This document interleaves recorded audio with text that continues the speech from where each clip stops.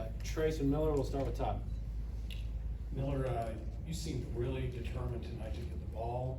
When you got the ball, obviously you were able to hit the mark, but tell me about your mentality coming into this game. You seemed a little bit more demonstrative than usual on the floor. I think a lot of it was just game plan. I knew kind of like coming into the game how their wings and stuff guard off the ball, and kind of looking at last game's film, how they guarded Trayce, and kind of finding where the gaps are in the defense, especially when Trayce has the ball in the post. I'm always trying to move and getting his line of vision, and when we lock eyes, it's I know it's coming, and so it's just being super opportunistic. That's all really. Tyler. Trayce Miller has talked about basically just knowing his role, knowing that he doesn't have to necessarily take a high volume of shots. How have you basically just seen him embrace what you guys need to do? Maybe it's not tonight where he has as many points as he had, but he's taking the shots from that point of view. First off, he's a competitor. He's gonna do whatever coach asks him to do. And not only was he hitting shots, but what really stood out to me was his effort on the defensive end of the floor. How he's sitting down and he was guarding. He was really, really locked in on the defensive end. And when you're playing like that on both sides of the ball, and a player like him, he really impacts the game at a high level. So. Ravi. Yeah, Miller, I want to get your thoughts. You've been around basketball a long time. When you see somebody get 2,000 points and 1,000 career rebounds, what does that show? I mean, what are we looking at when we talk about those kind of numbers? Well, it's just dominance, really. I mean, it's consistency, really, because at the end of the day, you not only have to be a really, really, really good player, but you have to be consistent.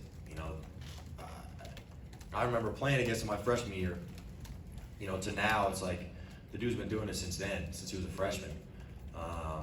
Been that dominant, and I still remember the scouting reports when I was a freshman and we were playing against Indiana, and kind of what he was doing. So it's just like, it's one thing to be a good player, a really good player in college, but to be able to do it year after year after year, shows a lot. Really shows a lot.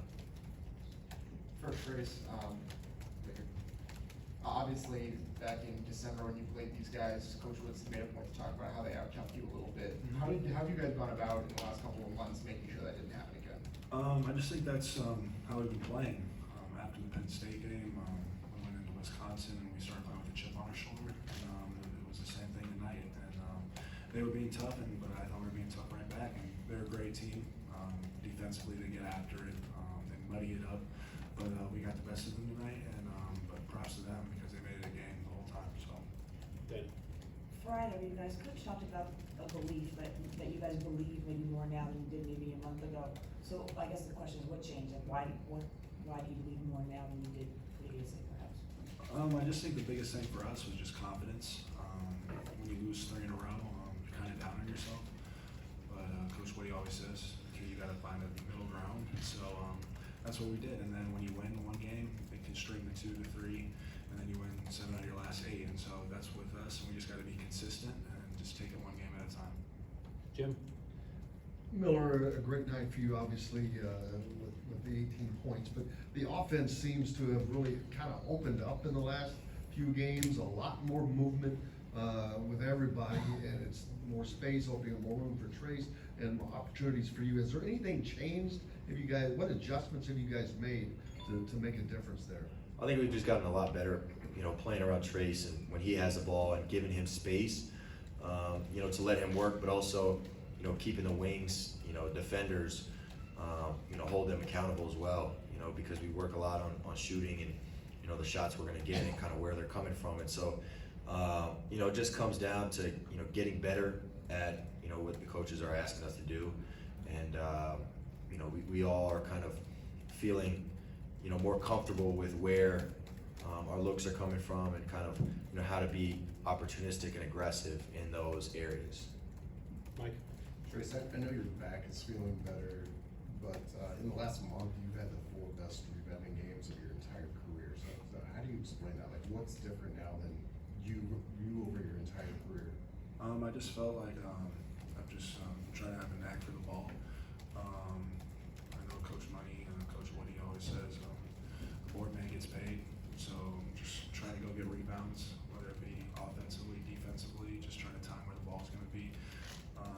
Then again, I think it's how long I've been here as well, kind of just knowing where players are playing me, how I can, if I'm watching, because I know a shot's gonna go up, getting inside position, just stuff of that nature, just being smart, and kind of timing where the ball's gonna be. Keegan. Miller, in this 7-1 run you guys have been on, you've made a lot of gritty plays that change the game, going after loose balls with full effort.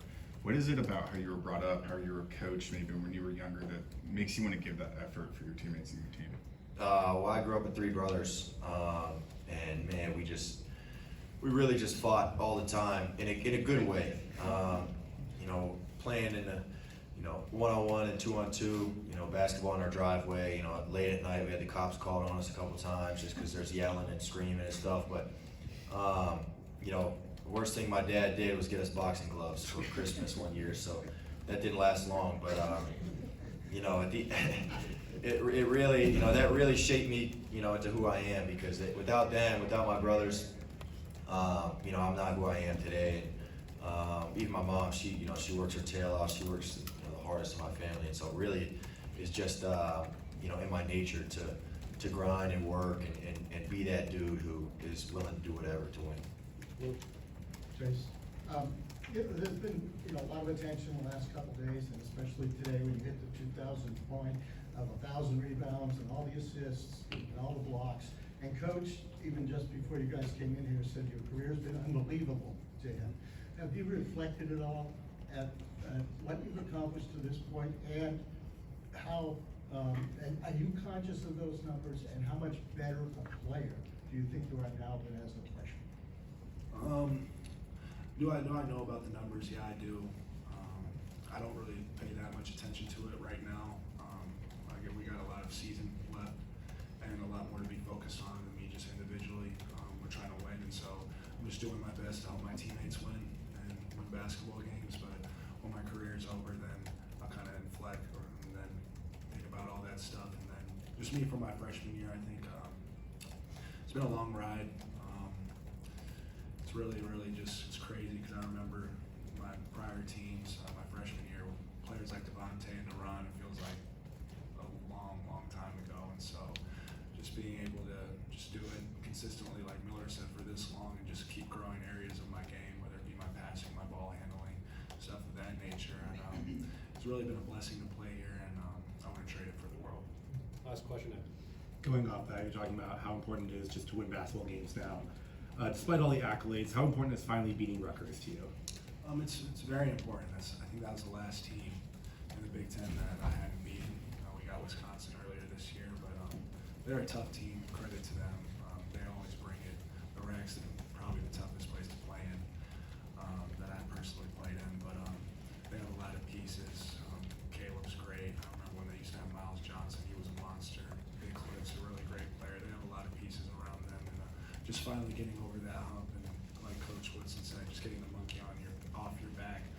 It's big for us, and we just got to keep moving forward and just taking it one game at a time. Thanks, guys. Appreciate it.